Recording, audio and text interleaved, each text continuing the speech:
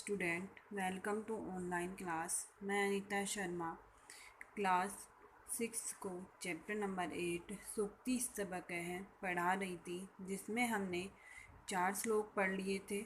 इन श्लोकों के माध्यम से हमें कौन से कार्य करने चाहिए और कौन से नहीं करने चाहिए तथा मनुष्य की पहचान कब होती है, इन सब के बारे में बताया गया है। अब हम आज पढ़ेंगे नेक्स्ट श्लोक।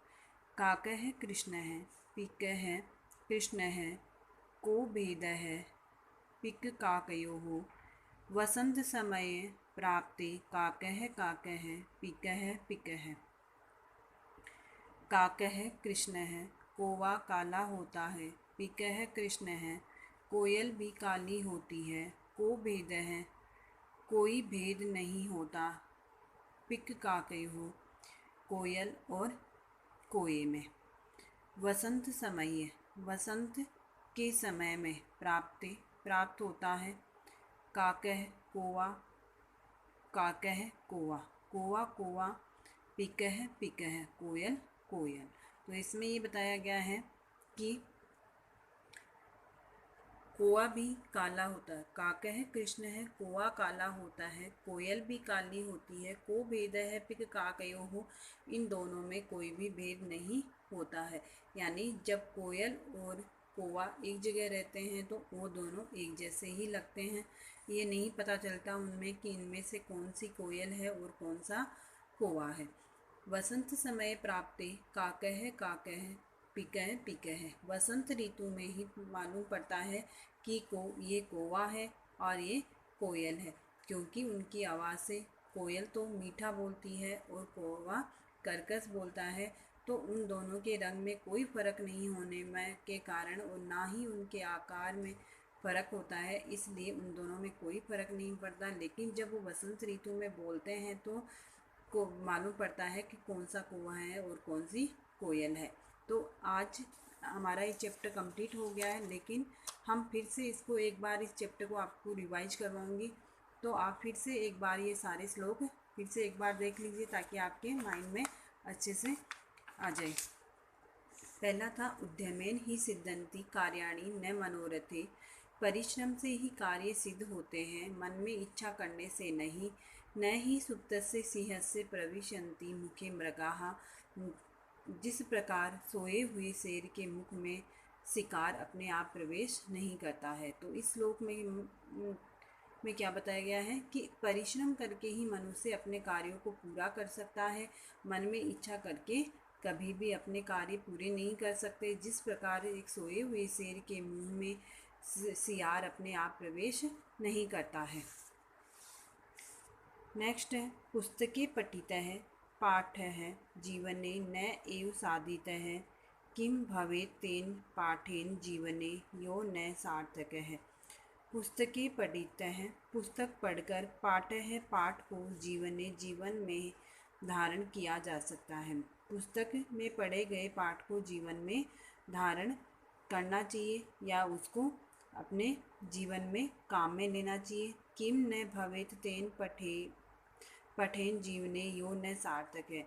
जो उस पाठ का लाभ नहीं उठाता है या उसको अपने जीवन में प्रयोग नहीं लेता है, उसका जीवन सार्थक नहीं होता है। यानी उस पाठ का उसके जीवन में कोई सार्थक नहीं होता है, यानी वो कोई मतलब का नहीं होता है उसके जीवन में पढ़े हुए होने का। तो हमेशा जो आपने पुस्तक में पढ़ा है उसको आप हमेशा अपने जीवन में ग्रहण करना चाहिए। केवल ये नहीं कि सुन लिया और उसको थोड़े दिन बाद में भूल गए, तो हमेशा उसको अपने जीवन में धारण करना चाहिए। नेक्स्ट है प्रिय वाक्य प्रदानेन सर्वे तुष्यन्ति मानवाः। तस्मात् प्रिय ही वक्तव्यम वचने का दरिद्रता। प्रिय वाक्य बोलने से सभी प्राणी, सभी मनुष्य प्रसन्न होते हैं। प्रिय वाक्य प्रदानेन, प्रिय वाक्य बोलने से सभी मनुष्य प्रसन्न होते। तस्मात् प्रियम ही वक्तव्यम वचने का दरिद्रता। इसलिए प्रिय ही बोलना चाहिए, वचनों में कैसी गरीबी यानी दरिद्रता नहीं दिखानी चाहिए। इस जैसे सभी को अच्छे लगे ऐसे ही वाक्य हमें बोलने चाहिए। अब आगे है नेक्स्ट में है गच्छन् पिपीलिको याति योजनानां सत्तानि अपि अगच्छन् वान्तेयो अपि पदम एकम न गच्छति। इसमें ये बताया गया कि मनुष्य को यदि अपने लक्ष्य को प्राप्त करना है तो वह धीरे धीरे कर अपना काम करके भी अपने लक्ष्य को प्राप्त कर सकता है। जिस प्रकार एक चींटी होती है वो हमेशा लगातार अपना कार्य करती रहती है, यानी चलती रहती है और अपने लक्ष्य को प्राप्त कर लेती है, लेकिन एक गरुड़ ऐसा होता है जो बहुत तेज चल सकता है, फिर भी वह अपने एक कदम भी आगे नहीं बढ़ता हुआ अपने लक्ष्य की ओर नहीं पहुंचता है। तो गच्छन् पिपीलिको याति योजना नाम सत्तानि अपि अगच्छन् वान्तेयो अपि पदम एकम न गच्छति। गच्छन् चलती हुई चींटी, यो याति योजना नाम जाती हुई चलती हुई चींटी 100 कोस तक चलती हुई भी कोस भर तक चलती हुई भी 100 कोस तक चल लेती है। यानी एक चींटी जो होती है वो अपने लक्ष्य को प्राप्त करने के लिए थोड़ी दूर चलती हुई भी बहुत दूर तक पहुंच जाती है। अगच्छन् न चलता हुआ गरुड़ एक पद भी नहीं चलता है, यानी जो मनुष्य अपने लक्ष्य को प्राप्त करना चाहता है वो कभी भी नहीं रुकता है। जिस प्रकार एक गरुड़ होता है वो बहुत तेज गति वाला होता है, लेकिन फिर भी वह नहीं चलने वाला, आलसी होकर वहीं बैठा रहेगा तो अपने लक्ष्य को प्राप्त नहीं करेगा। अब आगे है काकः कृष्णः पिकः कृष्णः को भेद पिक काकयोः वसंत समये प्राप्ते काक काकः पिक पिकयः। इसमें ये बताया गया कि समय आने पर मनुष्य की पहचान अपने आप हो जाती है कि वह कैसा है। तो कौवा भी काला होता है और कोयल भी काली होती। को भेदयोः का पिक काकयोः, कोई भी कोयल और कौवे में कोई भी भेद नहीं होता है, यानी वो दोनों देखने में एक जैसे लगते हैं। यदि वो दोनों एक जगह रहे तो उन दोनों में कोई नहीं बता सकता है कि ये कोयल है और ये कौवा है। लेकिन उन दोनों की पहचान कब होती है? वसंत समय प्राप्ति काकः काकः पिकः पिकः। लेकिन उन दोनों की पहचान उस वसंत ऋतु में होती है कि ये कौवा है और ये कोयल है। और वो कैसे पता चलती है? जब कौवा बोलता है तो वो कर्कश बोलता है और कोयल बोलती है तब वो मधुर वाणी में बोलती है, तो पता चल जाता है कि ये कोयल है और ये कौवा है। तो ये था आज का आपका चैप्टर, ये कंप्लीट हो चुका है। नेक्स्ट वीडियो में हम इसके अभ्यास कार्य देखेंगे।